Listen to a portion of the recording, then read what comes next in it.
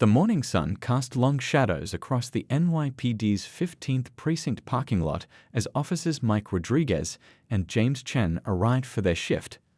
The early autumn air still held a hint of summer warmth, but there was a tenseness in the atmosphere that had nothing to do with the weather. The two officers had been partners for 5 years, and anyone watching them could tell something was different today. Rodriguez pulled their patrol car into their usual spot, his movements stiff and mechanical. He hadn't said a word during their entire drive to the precinct. Chen kept glancing at his partner, trying to read the storm brewing behind his eyes. The past week had been rough on both of them, 3 high-profile cases back-to-back, each one more challenging than the last. The precinct was already buzzing with activity. Officer Thompson was walking her canine partner near the entrance, while Rookie Officer Pate struggled with an armful of coffee cups at the side door. It was a normal morning at the 15th, except for the invisible wall growing between the two partners. "We need to talk about last night's call." Chen finally broke the silence as they stepped out of the car. His voice was quiet but firm, the kind of tone he usually reserved for dealing with difficult witnesses. Rodriguez slammed his car door harder than necessary, making a nearby pigeon take flight. "There's nothing to talk about," he growled, adjusting his belt with sharp, angry movements. "You undermined me in front of a suspect." Again, the domestic violence call from the previous night had been the tipping point. They'd responded to an apartment in the rougher part of their beat, a place they knew well from frequent visits. The situation had been tense, with raised voices echoing through the thin walls and a crying child in the background. Chen watched as his partner paced the small space between their car and the next, like a caged tiger ready to pounce. "Mike, you were about to kick down the door without a warrant. That family's already traumatized enough. That guy was beating his wife." Rodriguez spun around, his face flushed with anger. "You heard the screams, you saw the bruises from last time.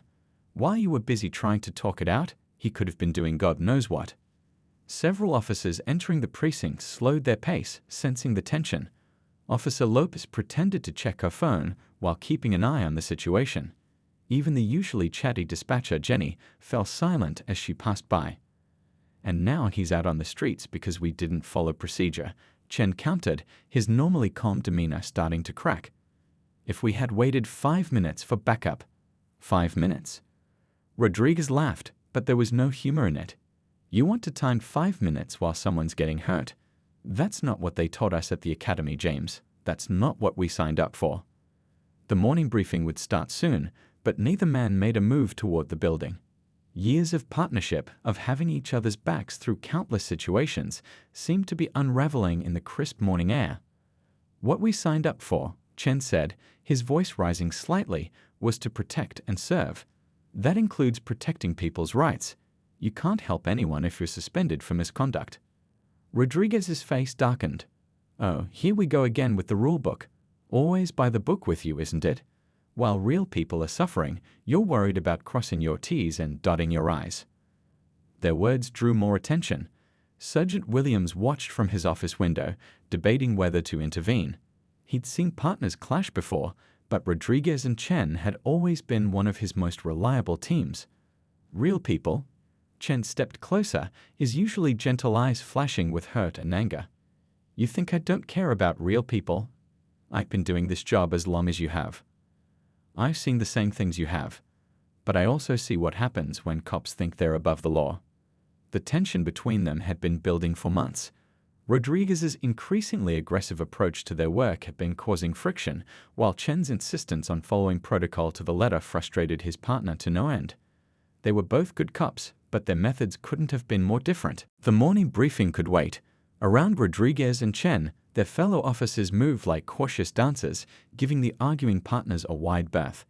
The tension that had been simmering for months was finally boiling over, and everyone could feel it. "You want to talk about last week?" Rodriguez's voice carried across the parking lot, drawing more unwanted attention. "Let's talk about how that drug dealer walked free because you wouldn't let me search his car." Chen's normally peaceful expression hardened.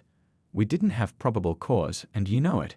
His tail light being out doesn't give us the right to tear apart his vehicle. He had drugs in that car." Rodriguez threw his hands up in frustration. "I could smell them.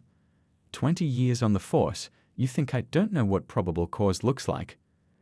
A small crowd had gathered near the precinct entrance, trying to look busy while watching the drama unfold.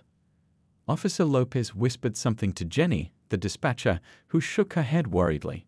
Even the usually stoic Officer Thompson had stopped pretending to radio check and was openly watching now. What I think, Chen said, his voice getting dangerously quiet, is that you've forgotten what the badge means. It's not a free pass to do whatever you want. It's a responsibility. Rodriguez laughed bitterly. Oh, that's rich coming from you. Mr. By the Book, who's never taken a risk in his life. You know what your problem is. You've spent so much time hiding behind regulations that you've forgotten how to be a real cop. The words hit Chen like a physical blow. His face flushed red, and his hands clenched into fists at his sides.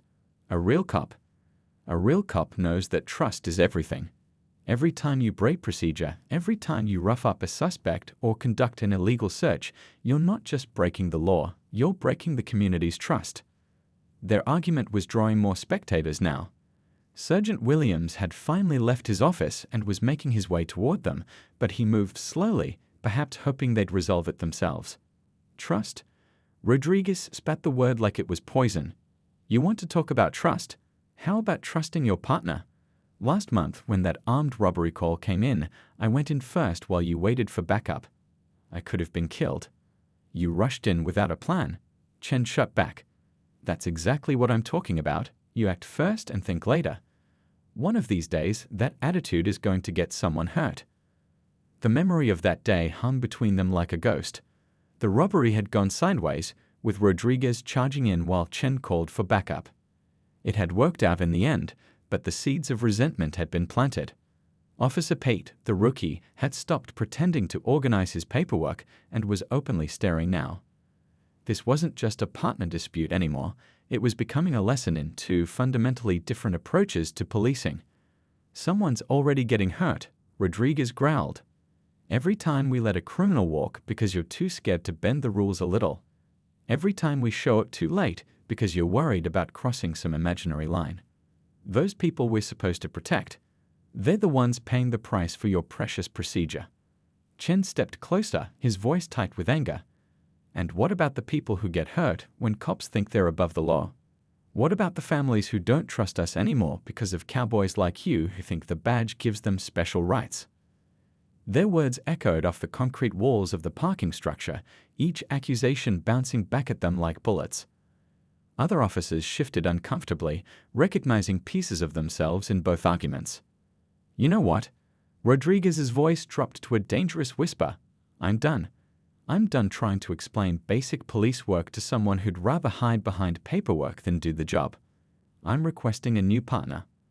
The statement hung in the air like a thunderclap before a storm. Chen's eyes widened slightly. They'd had fights before, but this was different. This felt final. Really? Chen's laugh was hollow. That's your solution? Instead of considering that maybe, just maybe, you might be wrong sometimes, you'd rather throw away 5 years of partnership. Rodriguez stepped closer, his face inches from Chen's. Wrong. I've got the highest arrest record in the precinct. My conviction rate speaks for itself. While you're filling out forms, I'm getting results. Results? Chen didn't back down. Is that what you call it? Because from where I stand, you're just creating more problems than you solve. Every suspect you rough up, every rule you break, that's more ammunition for people who say we can't be trusted. The morning sun had climbed higher, casting harsh shadows across their faces as they squared off. Years of friendship and trust were crumbling in the harsh light of day, replaced by anger and hurt pride. Sergeant Williams had finally reached them, but he held back, watching the situation unfold. Sometimes partnerships needed to break before they could be rebuilt stronger. But the look in both officers' eyes suggested this might be beyond repair. You want to talk about trust? Rodriguez's voice was trembling with rage now. How about I tell everyone about last month's domestic call? How you froze up when we heard those gunshots. Real brave officer you are. It was a low blow, and everyone knew it. Chen's face went pale, then red with fury. The incident had been traumatic for both of them, but bringing it up now, in front of everyone, that was crossing a line. The mention of the domestic call was like lighting a match in a room full of gasoline. Chen's usual self-control cracked, his calm facade shattering completely. You want to go there, really? After what you did that day? Rodriguez had crossed a line, and he knew it. But pride and anger had taken over, pushing him past the point of reason. Yeah, I want to go there. The whole precinct should know what kind of partner I'm dealing with. Officer Thompson's police dog started barking again, sensing the spike in tension. The growing crowd of officers shifted nervously, recognizing that this argument was about to become something more serious. You self-righteous piece-off, Chen stepped forward, jabbing his finger into Rodriguez's chest. You want to tell them? Why don't you tell them how you nearly got that woman killed because you wouldn't wait for backup? How you kicked down the door without announcing yourself?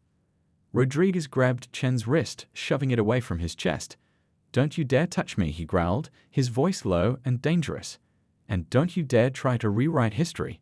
We both know what happened that day. The memory of that domestic call hung between them like a dark cloud. The screaming, the gunshots, the chaos that had followed. Each man remembered it differently, each convinced their version was the truth. Yeah, we do know what happened, Chen shot back, not backing down. A woman almost died because you couldn't wait 2 minutes. 2 minutes, Mike, that's all I asked for. Sergeant Williams finally stepped forward, his voice cutting through the tension. All right, that's enough, both of you. But it was too late. Rodriguez's control snapped. He grabbed Chen by the front of his uniformed shirt, pushing him backward until he slammed against their patrol car. The impact echoed through the parking lot, followed by gasps from the watching crowd. 2 minutes. Rodriguez's face was inches from Chen's, his words coming out in a heated rush. 2 minutes could have been the difference between life and death. While you were radioing for backup, I was trying to save lives. Chen didn't take the assault lying down. Years of training kicked in as he broke Rodriguez's grip with a swift movement, pushing back against his former partner. You weren't trying to save anyone. You were trying to be a hero. Officer Pete dropped his coffee cups, the beverages splashing across the asphalt as he rushed forward to help separate them. But before he could reach them, Rodriguez and Chen were already grappling, years of partnership forgotten in a moment of blind anger. Break it up. Sergeant Williams bellowed, his voice carrying the full weight of authority. But even he seemed hesitant to step between the two fighting officers. They stumbled across the parking lot, neither willing to back down. Chen's badge came loose, clattering to the ground. Rodriguez's radio fell from his belt, skidding across the asphalt. The sound of scuffling feet and heavy breathing filled the air. Jenny, the dispatcher, was already on her phone, likely calling for more senior officers. Officer Lopez had pulled her rookie partner back, knowing this situation needed more experienced hands to resolve. You're done, Mike. Chen managed to push Rodriguez back, his usually neat uniform now disheveled. You hear me? You're done. No more covering for you, no more making excuses. Rodriguez wiped his mouth with the back of his hand, his eyes blazing. Covering for me? That's what you think you've been doing? You've been holding me back since day one. They circled each other like boxers in a ring, their movements watched by horrified colleagues. These were two of the precinct's most respected officers, reduced to fighting like street thugs in the parking lot. Officer Thompson's dog was barking frantically now, pulling at its leash. The morning sun cast harsh shadows across the scene, making everything feel surreal, like a bad dream none of them could wake up from. Hold them back. Sergeant Williams ordered as several officers moved to intervene. He could see this needed to play out, but he also knew when to step in before things went too far. Chen's glasses had been knocked askew, and Rodriguez's uniformed shirt was torn at the shoulder. They were both breathing heavily, years of friendship and trust lying in tatters around them like their scattered equipment. You want to know something, James? Rodriguez's voice was raw with emotion. I requested a transfer last week. Couldn't stand working with a coward anymore. The words hit Chen like a physical blow. His stance faltered for a moment, genuine hurt flashing across his face. A coward? Is that what you think? After everything we've been through? The moment of vulnerability seemed to penetrate Rodriguez's anger. For a split second, doubt crossed his face as if he was finally hearing his own words. But before either man could process the moment, the sound of approaching sirens cut through the tension. Everyone turned toward the precinct entrance, expecting to see senior officers arriving to deal with the situation. Instead, they saw something nobody could have predicted. A line of black SUVs was pulling into the parking lot, their tinted windows reflecting the morning sun. The fight forgotten, both Chen and Rodriguez stared in disbelief as the motorcade approached. Their colleagues stepped back, creating space as the vehicles came to a stop. In the sudden silence, the only sound was Officer Thompson's dog, whining softly at the unexpected arrival. Nobody moved. Nobody spoke. They all watched as the door of the center SUV began to open, revealing a figure that would change everything about this morning's confrontation. Time seemed to freeze in the precinct parking lot. The black SUVs formed a protective semicircle, their engines humming quietly in the morning air. Secret Service agents emerged first, their earpieces and dark suits a stark contrast to the sea of blue police uniforms. Rodriguez and Chen stood motionless, their uniforms disheveled from their fight, as the center SUV's door swung open. A familiar figure stepped out, the unmistakable silhouette of former President Trump, his signature hat catching the sunlight. "What in the world?" Officer Pate whispered, voicing what everyone was thinking. Jenny, the dispatcher, had her phone halfway to her ear, frozen in disbelief. The former president adjusted his red tie and surveyed the scene before him. "I was on my way to a meeting," he announced, his voice carrying across the now silent parking lot, when my security team picked up some interesting chatter on the police band. Two of New York's finest going at it like it's WWE SmackDown. Nobody knew quite how to react. Sergeant Williams stepped forward, attempting to take control of the situation, but Trump waved him off with a familiar gesture. "You know, this reminds me of something that happened in Atlantic City back in '89. Trump continued, walking toward the two officers who'd been fighting moments ago.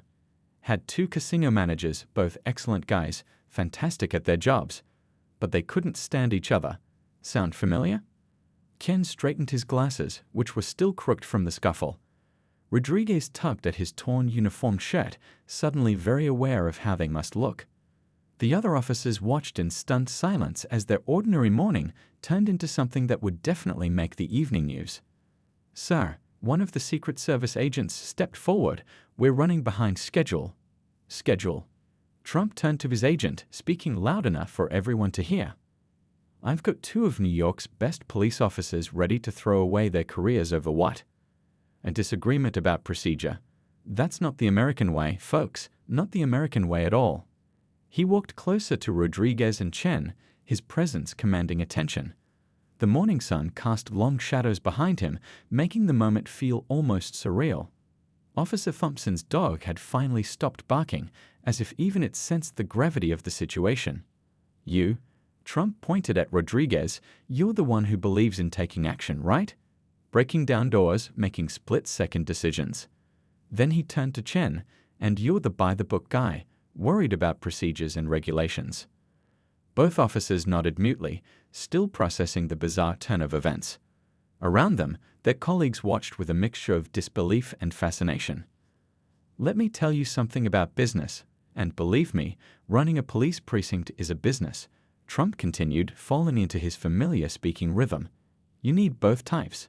You need the guy who's willing to take risks, and you need the guy who makes sure everything's done right. Without both, the whole thing falls apart." Sergeant Williams had moved closer, but he remained silent, watching as this unexpected mediator took control of the situation. Jenny had finally lowered her phone, completely forgetting about calling for backup. "Sir." Another Secret Service agent approached, checking his watch pointedly. Trump held up his hand, signaling for one more minute. "You know what your real problem is?" He addressed the two officers.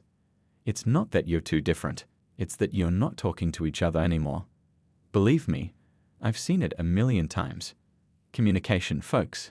It's everything." The morning breeze rustled through the parking lot, carrying away some of the tension that had filled the air moments ago.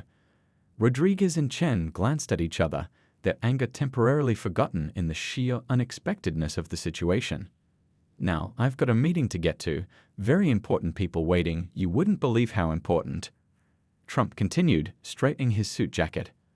"But before I go, let me tell you something. This partnership of yours? It's like a good business deal. Sometimes it looks like it's falling apart, but that's when you need to work harder to keep it together." He turned to Rodriguez first. You've got passion, tremendous passion. That's good. We need that in our police force. Then to Chen, and you've got wisdom, the kind that comes from thinking things through. That's also good. Together, you could be unbeatable.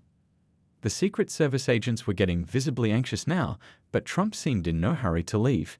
He reached into his pocket and pulled out 2 of his signature red caps. Here's what we're going to do. You're both going to take these, consider them a reminder. When you wear them, remember this moment. Remember that sometimes the best partnerships are the ones that don't make sense on paper. As he handed the caps to the stunned officers, a small smile played at the corners of his mouth. And maybe, just maybe, next time I'm in town, I'll stop by to check on how you're doing. No fighting, though. Unless it's against the bad guys, right? The sun had risen fully now, casting a golden glow over the peculiar scene.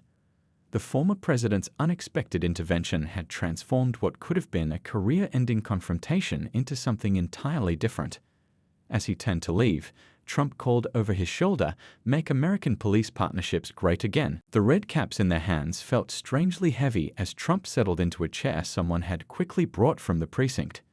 Despite his security team's obvious anxiety, the former president seemed perfectly at ease, as if mediating a police dispute was just another Tuesday morning for him. "Sit down, both of you," Trump gestured to 2 chairs that Officer Pate had scrambled to provide. Rodriguez and Chen exchanged awkward glances before slowly lowering themselves into the seats. Their colleagues formed a loose circle around them, creating an impromptu outdoor conference room in the middle of the parking lot. Now, Trump leaned forward, his voice dropping to a more conversational tone. "Tell me about this domestic violence call that's got you both so worked up. And don't give me the short version. I've sat through 1,000-page contracts. I can handle a little police story." Rodriguez shifted uncomfortably in his chair, his torn uniform a reminder of how far things had spiraled. "Sir, with all due respect, this is kind of an internal matter." "Internal matter?" Trump interrupted, raising an eyebrow. "Let me tell you about internal matters. I once had 2 executives, both brilliant guys, really brilliant. They couldn't stand each other. Wanted different things for the company. Sound familiar?" Chen's glasses caught the morning sun as he nodded slowly. The parallels were hard to ignore. "So what happened?" Officer Thompson asked, forgetting protocol in her curiosity. Her police dog had settled at her feet, seemingly as interested in the story as everyone else. Trump smiled, warming to his audience. "I sat them down just like this. Made them talk. Really talk, not just yell at each other. Turns out they both wanted the same thing. They just had different ways of getting there. By the end of the day, they were working together better than ever. Tremendous turnaround, really tremendous." He turned back to the 2 officers. "So, Officer Rodriguez, you tell me your side first. What happened on that domestic call?" Rodriguez took a deep breath, glancing at Chen before speaking. "We got the call around midnight. 3rd time at that address this month. I could hear screaming through the door, a woman crying. I wanted to go in right away." "And you?" Trump turned to Chen. "You wanted to wait. Why?" "Last time we were there, the guy had a gun," Chen said quietly. "I called for backup because I didn't want." He paused, looking at his partner. "I didn't want either of us getting shot, or the victim getting caught in crossfire." Trump nodded thoughtfully, his expression serious. "So one of you wanted to protect the victim right away, and the other wanted to protect everyone, including his partner. Doesn't sound like you're on opposite sides to me." Sergeant Williams, who had been watching silently, stepped forward. "Sir, if I may, these are both good officers. They've had the highest success rate in the precinct for 5 years running." "Of course they do." Trump's voice boomed across the parking lot. "Because deep down, they're both right. Look, in business, and believe me, I know business, you need the risk takers and the planners. The people who charge ahead and the people who look before they leap. One without the other. Disaster. Total disaster." He leaned back in his chair, adjusting his red tie. "Officer Rodriguez, you know what would have happened if you went in alone and got shot? Your partner here would never forgive himself. And Officer Chen, you know what would have happened if you waited too long? Same thing. That's not a disagreement. That's 2 people caring so much they're driving each other crazy." Jenny, the dispatcher, wiped a tear from her eye, trying to be subtle about it. Even some of the tougher officers were nodding along, caught up in the moment. "But sir," Rodriguez started, his voice less certain now, "how do we find the balance? When do we wait and when do we act?" Trump's face lit up. "Now that's the right question. Let me tell you about another situation. Happened in one of my hotels. Had a security chief, tough guy, lot like you, and his assistant manager, more of a rules person. They had this system. For the next 20 minutes, despite his security team's increasingly urgent signals, Trump shared story after story. He talked about business conflicts, security situations, and even a few classified incidents from his time in office. Each story carried the same message. Different approaches could work together if people were willing to listen. You know what I see here?" Trump gestured between Rodriguez and Chen. "I see two guys who care so much about doing the right thing that they've forgotten how to talk to each other. In business, in politics, in police work, it's all about communication, folks. Tremendous communication." The morning had grown warmer, but nobody seemed to notice. The entire precinct was captivated by this surreal turn of events.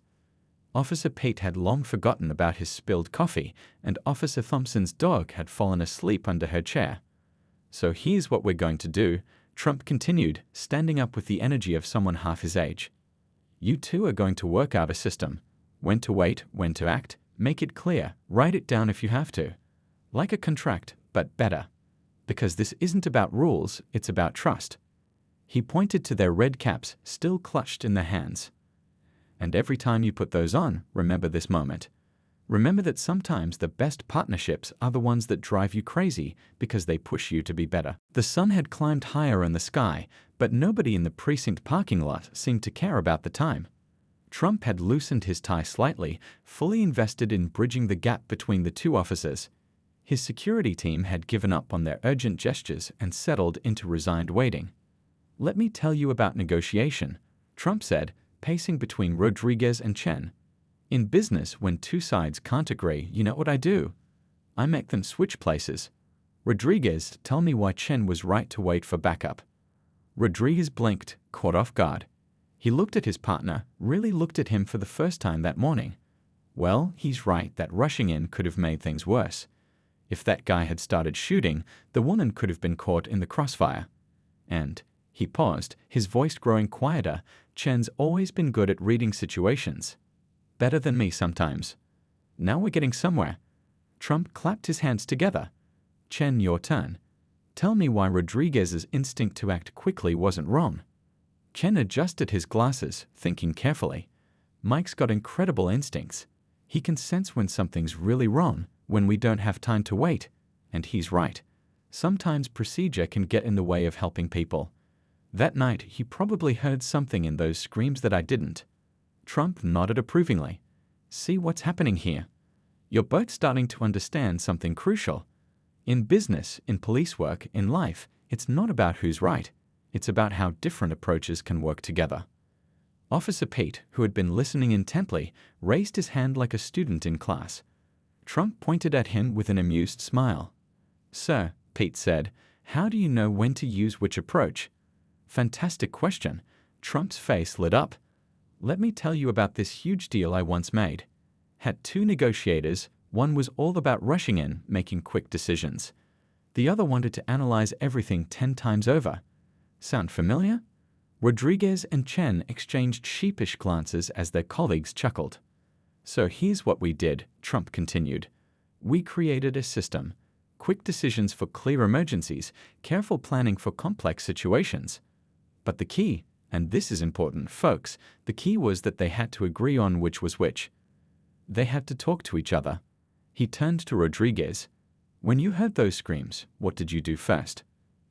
I just told Chen we needed to go in," Rodriguez admitted. "I didn't explain what I was hearing, why I thought it was urgent." "And you?" Trump pointed to Chen. "When you wanted to wait for backup, did you tell him why? Did you share your concerns about the gun, about previous incidents?" Chen shook his head slowly. "I just quoted procedure. I didn't tell him I was worried about him getting hurt." "That's what I'm talking about." Trump's voice carried across the parking lot. "Communication, folks. These two, they're like a married couple who forgot how to talk to each other. But instead of arguing about doing the dishes, they're arguing about saving lives. The analogy drew laughs from the crowd, breaking some of the remaining tension. Even Sergeant Williams cracked a smile. "Here's what we're going to do," Trump said, pulling out his phone. "I'm going to share something with you. It's a system we used in my organization for quick decisions. We called it the Trump traffic light." He showed them his screen, where he'd pulled up a simple diagram. Green light, immediate action needed, no time to wait. Yellow light, proceed with caution, time for a quick discussion. Red light, full stop, need to plan this out. But here's the crucial part. Both partners have to agree on the color. Takes 3 seconds to say, "I see red," or "This is green." 3 seconds that could save lives. Rodriguez and Chen leaned forward, studying the simple but effective system. Trump continued, his voice taking on a more serious tone. "But it only works if you trust each other." Rodriguez, when Chen says red, he's not trying to stop you, he's trying to protect you. And Chen, when Rodriguez says green, he's not being reckless, he's seeing something you need to know about. He looked between them, his expression earnest. "You know what your real problem is? You both care too much. You're both trying to do the right thing, just in different ways. And let me tell you something, that's not a weakness. That's what makes American police forces the best in the world." Officer Thompson's dog had woken up and was wagging its tail, sensing the changing mood. Jenny, the dispatcher, was furiously taking notes, probably already planning to implement the traffic light system across all units. "Sir," one of the Secret Service agents approached again, "the governor is waiting." Trump waved him off one last time. "The governor can wait. This is more important. We're making American police partnerships great again, one precinct at a time." He turned back to the officers. "Now, here's your homework." "Yes, homework. I was also a great teacher, ask anyone. Every time you respond to a call, I want you to use this system. Green, yellow, or red. But here's the catch. You have to explain why. No one-word answers. Share what you're seeing, what you're thinking." Rodriguez and Chen nodded, the simplicity and effectiveness of the system dawning on them. Trump smiled, satisfied with their response. "And remember," he added, pointing to their red caps, "every time you wear these, you're not just representing your precinct. You're representing a new way of working together. A way that takes the best of both approaches and makes something even better." 3 weeks after Trump's unexpected visit, the 15th precinct had transformed in ways nobody could have predicted. The parking lot where Rodriguez and Chen had nearly ended their partnership now had a makeshift plaque reading Unity Plaza, courtesy of Officer Pete's surprisingly decent woodworking skills. "Green light," Rodriguez's voice crackled over the radio one evening. Hearing sounds of struggle, 3rd floor. He paused, then added, "Signs of forced entry on the doorframe." "Copy that," Chen responded calmly. Adding yellow concerns, "Previous weapons call at this address last month. Backup is 2 minutes out." Jenny, manning the dispatch desk, smiled as she logged their exchange. The Trump traffic light system had spread beyond Rodriguez and Chen, becoming standard practice throughout the precinct. Even the newer officers had adopted it, finding comfort in its clarity. "Understood," Rodriguez replied. "Holding position at corner of building. Update me on backup's location." In the break room, Sergeant Williams watched the security feed showing his officers working in perfect sync. The red caps Trump had given them now sat proudly on their desk, a reminder of the day everything changed. "You should have seen them last night," Officer Thompson told a rookie, her police dog sprawled at her feet. "Domestic dispute call, really nasty one. Old Rodriguez would have kicked the door down in seconds. Instead, they used the traffic light system. Rodriguez called green, but Chen explained his yellow concerns. They compromised, went in fast but smart, saved a whole family without a single shot fired." The story of Trump's intervention had spread through the department like wildfire. Other precincts had started requesting training sessions on the traffic light system, eager to replicate its success. Some officers even joked about nominating Trump for an honorary police medal. "It's not just about the system," Chen explained during one such training session. "It's about understanding that different approaches can work together." He glanced at Rodriguez, who was demonstrating the hand signals they developed to complement the verbal commands. The partners had found their rhythm again, but it was different now. Better. Their arrest records were still impressive, but their community feedback scores had soared. Complaints had dropped to nearly zero, and their fellow officers had noticed that even the most heated situations seemed to cool down when they arrived. Yellow light, Chen called out one afternoon, responding to a potential robbery. Suspect matches description from last week's armed incident. Copy yellow, Rodriguez responded immediately. Adding green context, saw movement at back exit, possible escape attempt. Compromise approach? Chen suggested. I take front, slow and steady, you circle back, ready for runner. Perfect, moving now. Their radios caught the exchange, and Jenny couldn't help but share a knowing look with Officer Pate. The whole precinct had started betting on how long it would take other departments to adopt their system. Back at the station, their desk area had become something of a tourist attraction. Officers from other precincts would stop by to see the famous red caps and hear the story firsthand.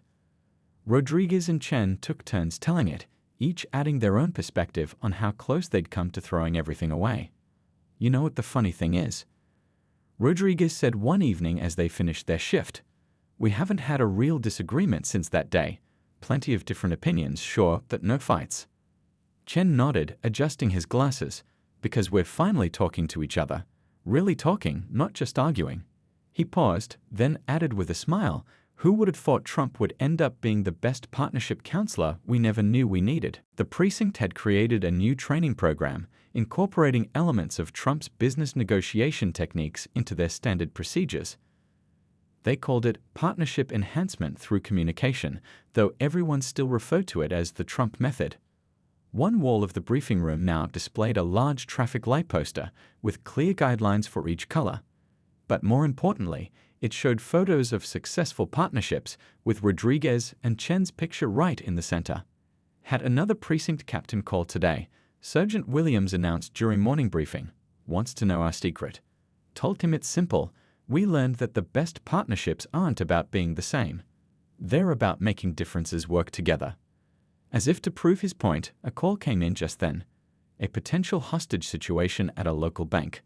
Without missing a beat, Rodriguez and Chen moved in sync, their different approaches now working like two parts of the same machine. Green light on entry, Rodriguez called out, "Already moving." Armed suspects, confirmed hostages. Adding yellow context, Chen responded smoothly. Multiple exits need coverage. Backup units arriving in 1 minute. Copy all, they said in unison, sharing a quick glance before heading out. The morning sun caught their badges as they left, casting twin beams of light across the precinct walls. On their desks, the red caps sat side by side, a reminder that sometimes the best solutions come from the most unexpected places. Officer Thompson's dog barked once as they passed, almost like a salute. Jenny gave them a thumbs up from dispatch, and Officer Pete held the door as they rushed out. Just another day at the 15th Precinct, where a morning fight had turned into a lesson about partnership that none of them would ever forget.